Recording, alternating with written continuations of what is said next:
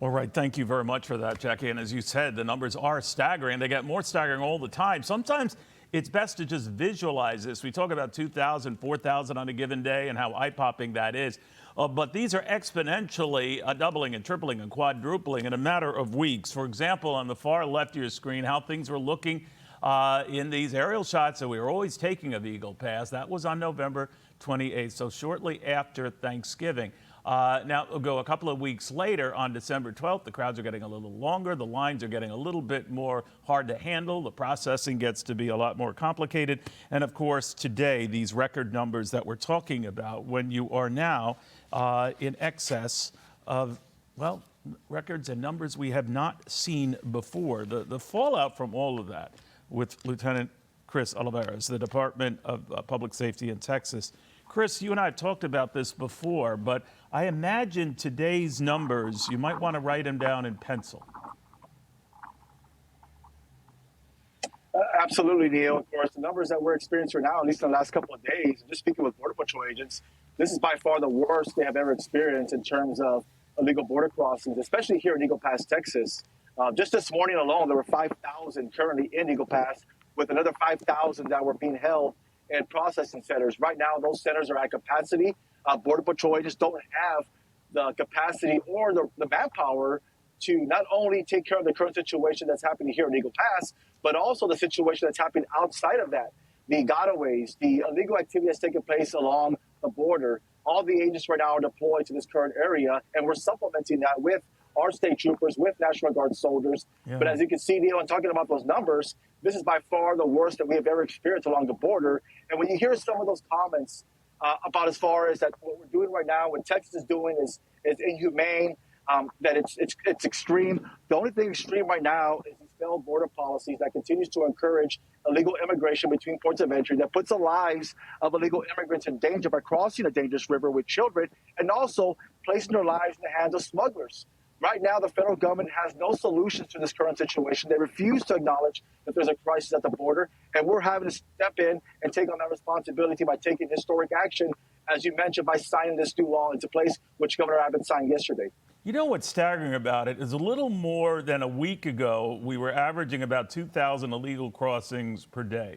Suddenly on Monday, things doubled, and then it got exponentially larger to this number that we're at today of about 12,600.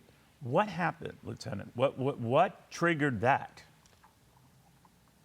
Well, there could be numerous things that are happening right now. The fact that, historically, the month of December, we usually see a decrease in apprehensions along the border, but this is not the case right now.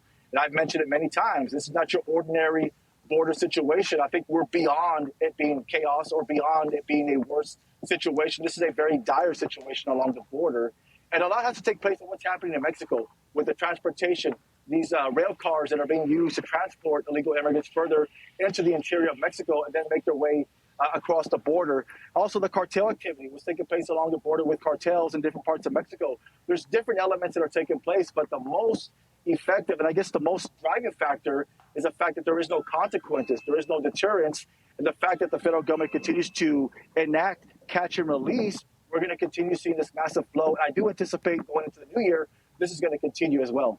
You know, you're getting a lot of various groups, the American Civil Liberties Union, other civil rights groups who are protesting this move and filing a lawsuit challenging it. That is the governor's attempt to have local law enforcement police go ahead and handle this and arrest migrants who come in and disobey the law. They go on to say that this overrides bedrock constitutional principles and flouts federal immigration law while harming Texans, in particular brown and black communities, going on to say that it's heartless. What do you say? Well, I say that's inaccurate, Neil. We know for a fact that this bill, this new law, has nothing to do with racial profiling. When you have over 150 countries, individuals that are coming from over 150 countries into the state of, into our country, there's no sense of racial profiling. This law is a state law. This has nothing to do with immigration. This is to enforce the laws that we have in Texas by preventing illegal entry into the state of Texas. Now, some of these organizations, to include the ACLU, they should come up with real solutions to protect these migrants, these children that are coming across the border, if they really truly cared about their lives. But that's not the case right now. They want to continue to criticize what we're doing in Texas, but we're going to continue taking historic action, Neil. We have to protect our state and the country. All right, Chris, thank you very much. Again, those are live shots you're getting from Eagle Pass that shows some of these thousands who are being processed. And just to process them is a Herculean task. Nevertheless, tracking where they go after they are processed, and the hope and a hunch and a prayer that they show up for follow-up visits to make sure we can track their whereabouts. Good luck on that front. Hi, everyone. I'm Brian Kilmeade. I want you to do me a favor. I want you to click to subscribe to the Fox News YouTube page. This is the only way that I know for sure that you're not going to miss any great commentary, any great news bites, any great interviews coming your way on Fox. You can get it all here on YouTube. So subscribe right now.